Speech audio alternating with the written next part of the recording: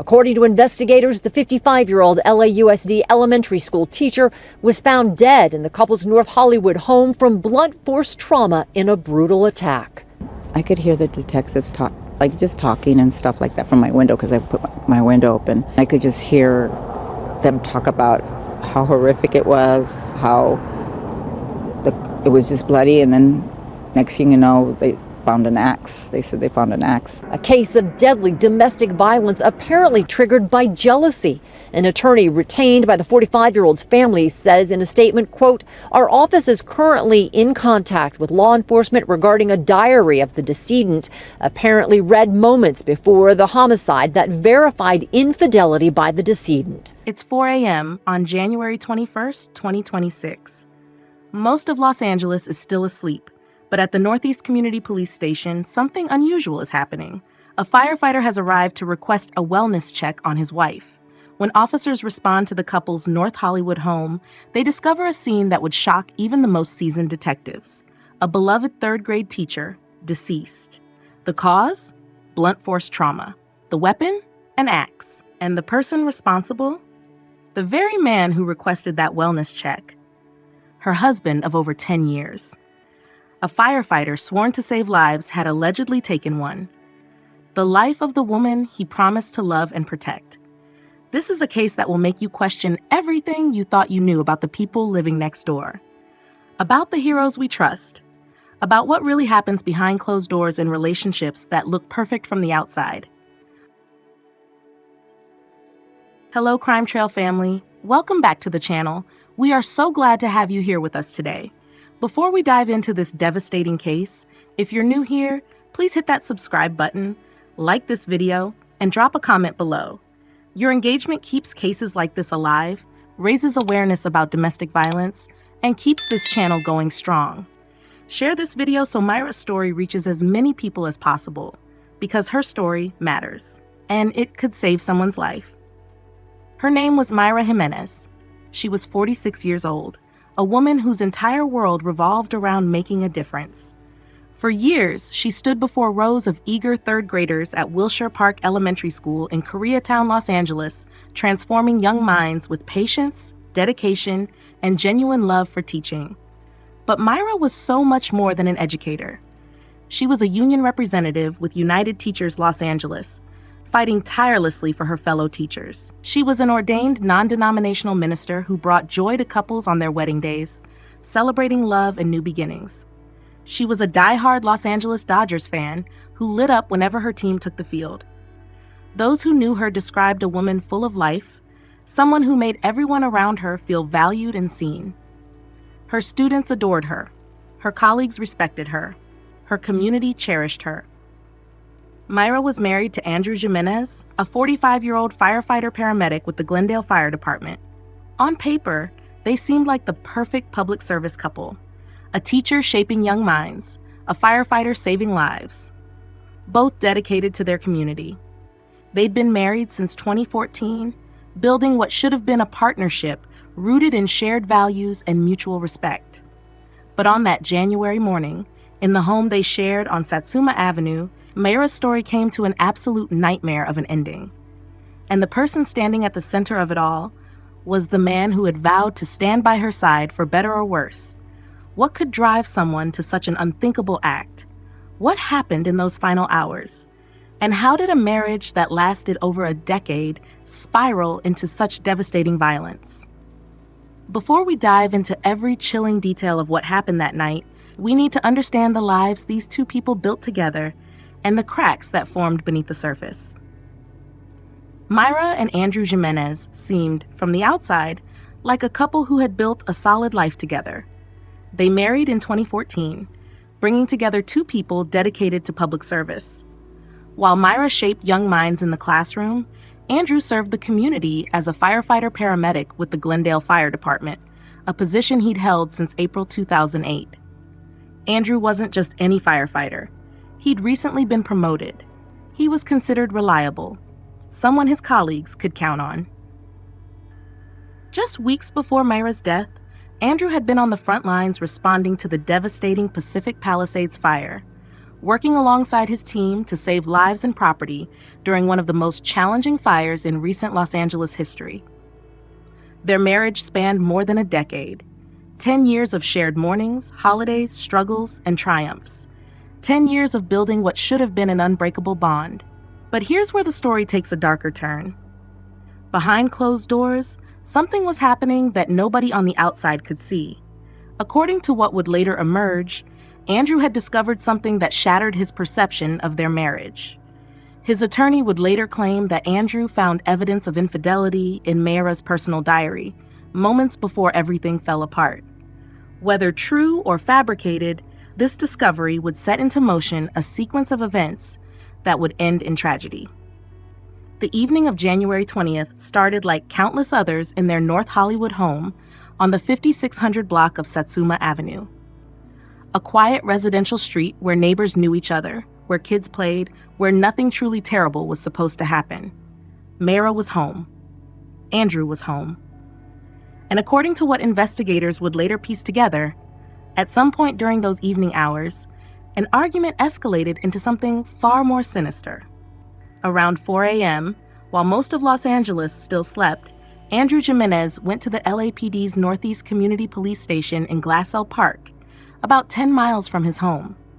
Think about that for a moment. A firefighter, someone trained to respond to emergencies, someone who saves lives for a living, arriving at a police station in the pre-dawn darkness. According to the Los Angeles Police Department, he requested a welfare check on his wife, saying he had been unable to reach her. Officers responded to the couple's North Hollywood home on the 5600 block of Satsuma Avenue. What they found inside was devastating. Mayra Jimenez was deceased. The examination revealed she had suffered blunt force trauma. An axe was allegedly found at the scene. The woman who had spent her career nurturing children, who had dedicated her life to service, was gone. The woman who had spent her career nurturing children, who had dedicated her life to service, was gone. According to LAPD officials in their initial statement, officers responded to a welfare check and discovered a female victim deceased inside the residence. The investigation quickly turned to a domestic violence homicide.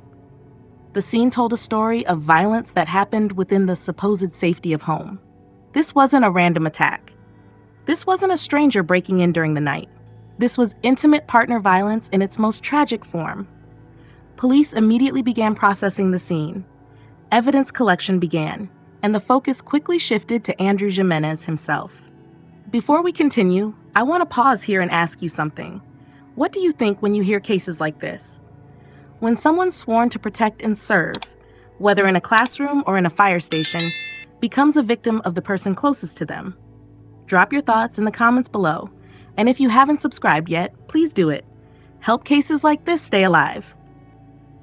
The investigation moved swiftly. According to the Los Angeles Police Department, detectives from the Northeast Division immediately began coordinating with the Los Angeles County District Attorney's Office. This wasn't going to be a drawn-out mystery. The evidence was clear. Why would anyone take the life of someone like Mayra? A teacher beloved by her students, a minister who brought happiness to newlyweds, a union representative fighting for educators across the city. The answer, according to law enforcement and later court filings, pointed directly to Andrew Jimenez. Within hours, Andrew was taken into custody. The firefighter, who had just weeks earlier fought flames in Pacific Palisades, was now facing the most serious charge in California's criminal justice system. On January 23, 2026, the Los Angeles County District Attorney's Office filed charges. Andrew Jimenez was formally charged with one count of murder, with a special allegation that he had used an axe as a deadly weapon during the commission of the offense. The pieces fell into place quickly. According to Andrew's own attorney, he had discovered what he believed to be evidence of his wife's infidelity in her diary just moments before the homicide occurred.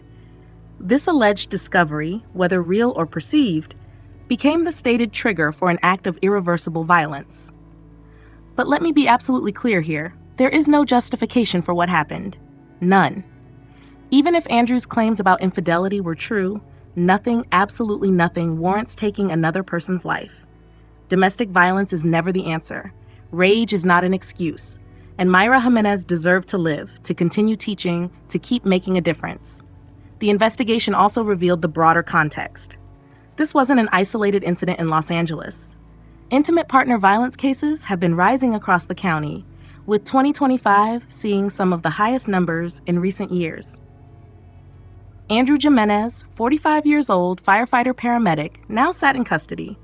Initially, his bail was set at $2 million, but at his court appearance on January 23rd, he was ordered to remain jailed without bail. The charge: murder with the special allegation of using a deadly weapon. If convicted, Andrew faces 26 years to life in state prison. Andrew's arraignment was initially scheduled, then postponed to February 19, 2026. His employer, the Glendale Fire Department, immediately placed him on administrative leave, pending the outcome of the criminal proceedings. Here's what makes this case particularly disturbing. Andrew went directly to the police station and requested that welfare check himself, knowing what officers would find. Was this remorse? A calculated move? A breakdown?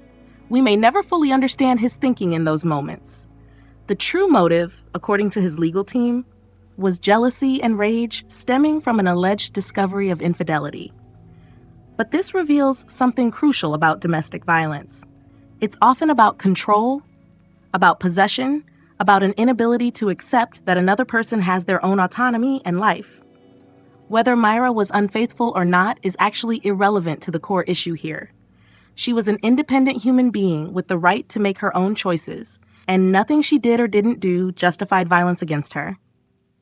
The impact of Mayra's death rippled far beyond her North Hollywood home. At Wilshire Park Elementary School, students arrived to learn their beloved teacher wouldn't be returning.